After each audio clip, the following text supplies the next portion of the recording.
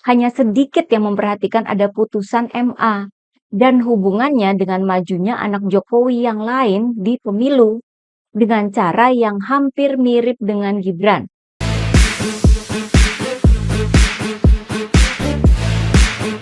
Hai guys, jumpa lagi dengan saya, Nina Nur.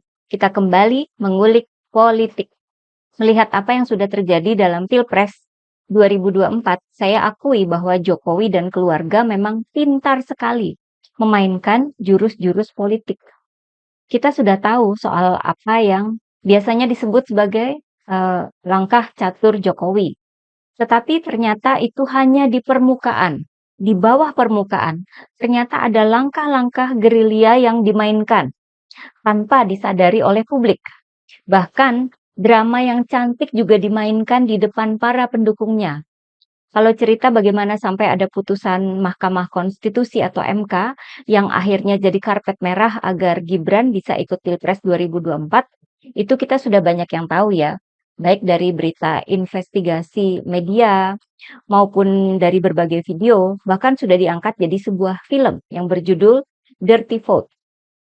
Jangan pernah lupa sama film ini ya. Film ini yang bikin adalah para akademisi, para pakar hukum, orang-orang yang pintar, para dosen di universitas ternama. Film ini juga diapresiasi oleh para akademisi lainnya. Selain MK dan film Dirty Vote, kita juga mendengar sendiri cerita dari Mas Alif ya di video beliau tentang cara Pak Jokowi menjegal Puan Maharani ya, agar tidak masuk ke Pilpres 2024. Di situ dipaparkan sebuah permainan politik yang walaupun licik, curang, tapi saya kira hebat ya. Jadi Bapak kita ini mengarahkan pendukungnya untuk menjadikan Pak Ganjar sebagai saingan berat Puan Maharani. Tapi sebenarnya di balik layar itu ada gerilya, ada manuver yang akhirnya menjadikan anaknya sebagai wakil presiden. Licik, tapi hebat. Saya belajar politik selama 4 tahun ya, dan saya terus terang kagum dengan langkah atau manuver itu. Nah, kita kembali ke masa sekarang. Sekarang ini yang lagi heboh di berbagai media berita maupun media sosial adalah soal tabungan perumahan rakyat atau TAPERA. TAPERA ini dilaksanakan dengan memotong gaji karyawan sebesar 2,5%, sedangkan pemberi kerja atau perusahaan menanggung 0,5%. TAPERA ini diwajibkan buat ASN, pegawai swasta, dan karyawan mandiri atau freelancer. Hukumnya wajib untuk semua yang gajinya UMR ke atas. Walaupun misalnya dia sudah punya rumah. Aneh ya? Lalu kalau misalkan kita sudah punya cicilan rumah, ya tetap aja harus dipotong gajinya buat TAPERA ini. Buat apa ya? Bahkan kalau nggak bayar TAPERA itu ada sanksinya loh.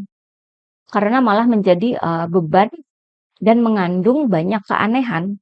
Wajar jika TAPERA ini menuai banyak penolakan dari serikat pekerja, dari para pengusaha, dari para netizen, dari partai buruh. Lalu ada rencana demo penolakan TAPERA. Bahkan dari ahli ekonomi juga memberikan kritik terhadap pemaksaan penerapan TAPERA ini. Sebagai seorang presiden yang pernah jadi pengusaha, saya yakin bahwa Pak Jokowi paham betapa enggak masuk akalnya hitung-hitungan TAPERA ini. Misal gaji 5 juta sebulan dipotong 2,5% plus 0,5%, totalnya kan 3%, jadi Rp150.000 per bulan ya. Setahun jadi 1,5 juta rupiah. Misalkan ada semacam pengembangan dana kita bulatkan jadi 1,9 juta rupiah per tahun. Nabung 20 tahun itu dapatnya sekitar 38 juta rupiah.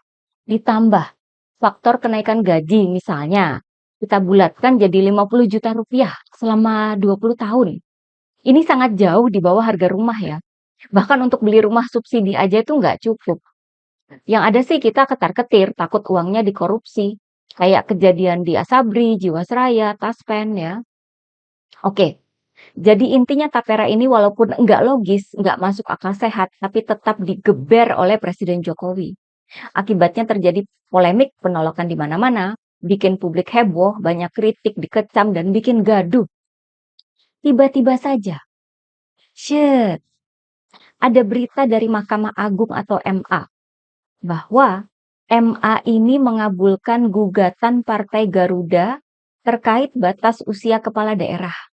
mencakup gubernur, bupati, dan wali kota serta para wakilnya. Dalam konteks pemilu ya. Dalam peraturan KPU sebelumnya disebut bahwa batas usia untuk jadi calon gubernur dan wakilnya itu minimal 30 tahun. Sementara untuk jadi calon bupati atau wali kota dan wakil-wakilnya itu minimal 25 tahun. Usia ini dilihat pada tanggal penetapan pasangan calon. Jadi pas ngedaftar ke KPU itu udah dilihat usianya. Kalau pas penetapan pasangan calon oleh KPU, si calon ini belum genap 30 tahun, maka dia nggak bisa ikut pilkada untuk gubernur, misalnya ya.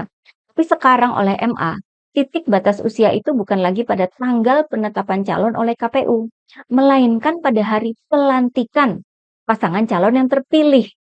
Jadi bedanya di situ ya. 30 tahun dan 25 tahun itu tetap. Tapi batasnya itu tidak lagi pada saat penetapan calon di KPU, melainkan ketika pilkadanya sudah digelar, penghitungan sudah selesai, terus penetapan sebagai pasangan terpilih oleh KPU sudah selesai, dan tinggal pelantikan aja. Jadi pilkada kan nanti di bulan November 2024, sedangkan pelantikan ya baru tahun depan di 2025 dong ya.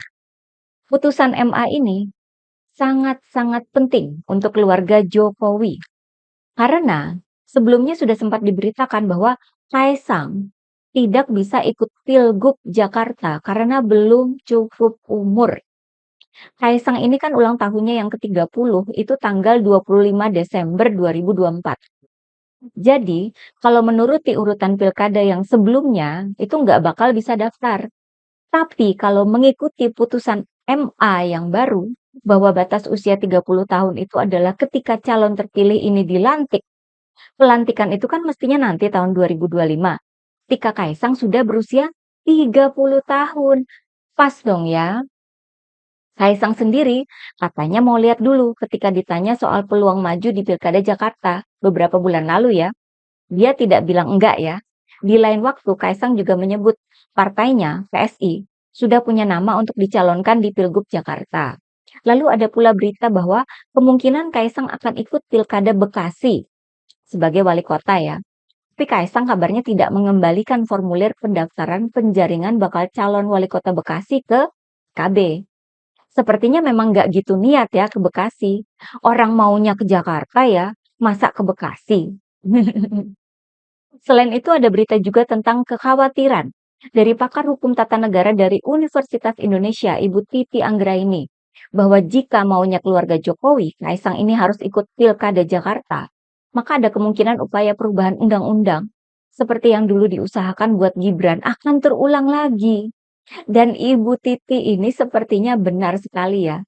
Melihat keputusan dari MA kemarin tanggal 29 Mei soal batasan usia calon gubernur dan wakil gubernur tadi itu ya. Apalagi kita tahu bahwa PSI kan ngakunya sebagai partainya Jokowi. Kita tahu bahwa keluarganya Jokowi sudah pernah melanggar etik di MK buat memuluskan langkah Gibran. Masa buat Kaisang enggak? Di lain pihak, Gerindra nampaknya juga mengirimkan sinyal yang mendukung majunya Kaisang di Jakarta. Salah satu petinggi Gerindra, Sufmi Dasko Ahmad, membagikan foto pasangan Budi Satrio Jiwandono dan Kaisang sebagai pasangan calon gubernur dan wakil gubernur Jakarta. Mas Budi Satrio yang ganteng ini merupakan keponakan Prabowo dan Kaisang tentunya anak Jokowi. Gerindra sepertinya mengirimkan kode bahwa secara aturan batas usia, Kaisang sudah bisa lolos ke Pilkada Jakarta. Sudah nggak ada halangan lagi. Foto ini diunggah ke media sosial setelah keluar keputusan MA tadi ya. Sementara orang-orang masih meributkan tapera, dengan lincahnya, pintu untuk Kaisang ke Pilgub Jakarta dibukakan oleh putusan MA. Kita pun menduga sepertinya ada gerilya, ada manuver lagi di balik pintu, seperti dulu di kasus Gibran di MK ya. Kalau dilihat urutan kejadiannya, dugaan ini jadi masuk akal ya. Nah, publik kan sekarang lebih fokus ke tapera.